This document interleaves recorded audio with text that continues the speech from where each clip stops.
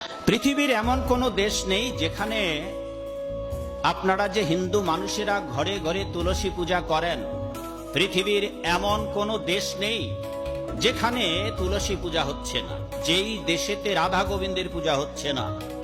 পৃথিবীর এমন কোনো দেশ নেই যে দেশের মানুষ, হাজার হাজার অগণিত মানুষ, তারা হরিনাম জপ করছে না।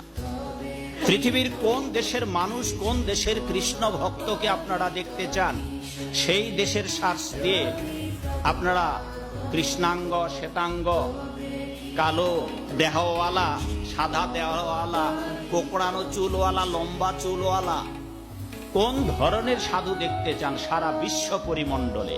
যেখানে এত ভক্ত আসবেন যে তখন তিল ঠাই আর নাহিরে, আর 10টা বাজতে বাজতে বাঙালির একটা হিন্দুদের স্বভাব আছে, কোন অনুষ্ঠানে যাবে ভাগবত কথা শোনার জন্য নয়, কখন বক্তা বক্তৃতা দেবে, কখন শেষ হবে, তারপর ঠিক প্রসাদের সময়টা ওই গেলেই হলো, যায় খাও, খায়ায় পালাও। আজ কিন্তু তার ব্যতিক্রম হবে। খাওয়ার জায়গায় আপনারা আগেই ভাগেই ভিড় করবেন, তা হবে না।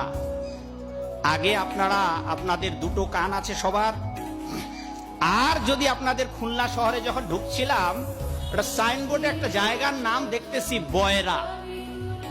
এই মা, কানে যারা শোনে না, আপনাদের দেশে কি বলে? তা আপনারা যদি এই বয়রা, খুলনার বয়রার মানুষ হন আর নিজেরাও যদি বয়রা হন, তাইলে আর কি করা যাবে? তাইলে আর ওই কথা শুনে তো লাভ হবে না। বয়রা। আরেক জায়গায় শুনলাম ওরা বলে ধ্যানদা, চোখে যারা দেখে না তারা আন্ধা। ওই এক এক জায়গায় একরকম। আমাদের দেশে বলে ঠোসা, যারা কানে শোনে না।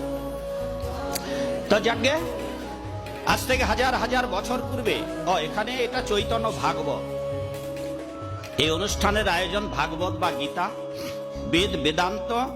আমি সমস্ত শাস্ত্রের কিছু কিছু নোট করে বলবো আপনার। আমরা যে দুর্লভ মানব জীবন পেয়েছি, আমাদের সনাতন ধর্মের মূল গ্রন্থ হচ্ছে বেদ। সেই বেদেতে মানব জাতির উদ্দেশ্যে একটি আহ্বান ধ্বনি গীত হয়েছে। সেই আহ্বানটি উত্তিষ্ঠত জাগ্রত প্রাপ্য গোড়া নিবোধত ধারয়া নিশিতা ঘুরস্ব দুর্গম পথস্তৎ কবয় বদন্তি। যার বাংলা অর্থ হচ্ছে এই বেদমন্ত্রের, হে মনুষ্য সকল, আপনারা যে দুর্লভ মানব জীবন পেয়েছেন, তা কেবল খাওয়া আর ঘুমা, ইন্দ্রিয় তর্পণের জন্য নয়। বললেন উত্তিষ্ঠত জাগ্রত, ওঠো, জেগে ওঠো, এও কাব, এও কাব। যদি আমরা মহাপ্রভুর আদর্শের নিরিখে এই বেদমন্ত্রের বাংলা অনুবাদ করতে চাই, তাহলে বৈষ্ণব কবির ভাষায় জীব জাগো গোরা চাঁদো বলে, কত নিদ্রা যাও মায়া বিষা চিরকলে। বৈষ্ণব আচার্যরা বলেছেন, এনেছি ঔষধি মায়া। যেই মায়ার সংসারে ঘুরে পড়ে স্ত্রী, পুত্র, পরিবার পরিজন, বিয়াই বিয়ানি, শ্বশুর শাশুড়ি, আত্মীয় স্বজন নিয়েই যারা ব্যস্ত, এনেছি ঔষধি মায়া। এই রকম মায়ার ঘরে যারা ব্যস্ত হয়ে গেছেন, তাদের মায়া নাশ করার জন্য, সংসারের মায়া বিদূরিত করবার জন্য এনেছি ঔষধি। কি ঔষধি? বিনামূল্যে। বিনামূল্যে আপনি ঢোকে ঢোকে ভেষজ মহৌষধ এই কলিযুগের উদ্ধারের জন্য আপনি হরিনাম মহামন্ত্র করুন। মহাপ্রভু এসে আমারে কিনিয়া লহ ভজ গৌর হরি, ভক্তিবিনোদ ঠাকুর বলেছেন। আর বলেছেন যে আপনাদের উচিত হচ্ছে তৃষ্ণার্ত মানুষের যেমন জলের কাছে যাওয়া উচিত, তেমনি করে যদি ভগবানকে ডাকতে চান, আপনাদের সাধু সন্তদের কাছে যাওয়া উচিত। ভাগবত কার কাছে গিয়ে শুনবেন? গীতা কার কাছে গিয়ে শুনবেন? মহাপ্রভু শ্রী গৌরাঙ্গ বললেন, যাও ভাগবত পড়হ গিয়ে ভাগবত স্থানে।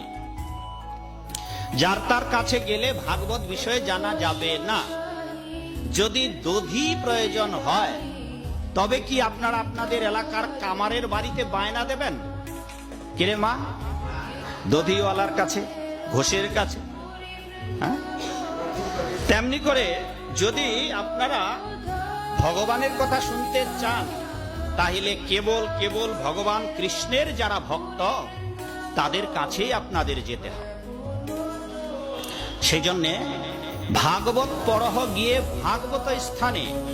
তাই বেদের আহ্বান, তোমরা জেগে উঠো, তোমরা যে দুর্লভ মানব জীবন পেয়েছ কেবল ইন্দ্রিয় তর্পণ করার জন্য, আর কি করে খাবো, কি করে ভালো করে ঘুমাবো, কি করে জীবনটাকে আরো ভোগ করব, কি করে কি করলে উড়ে ঘর উড়ে গিয়ে বিল্ডিং হয়ে যা, একতলা দুতলা পাঁচতলা যত হবে তারপর আরো বেশি। সেই জন্য ভাগবতে বলা হলো এই কলিযুগের মানুষ বা কোনো কালের মানুষের আশার শেষ হবে না। ভগবত গীতায় তাই ভগবান বললেন, এবং অন্যান্য হিতোপদেশেও ভগবান বলেছেন, আচার্যরা বলেছেন যে অতিরিক্ত প্রয়াস করা যাবে না। গীতায় ভগবান বললেন যদৃশালাভ সন্তুষ্ট। আর বেদান্ত সূত্র 556টা। আমার মনে হয় গোটা খুলনা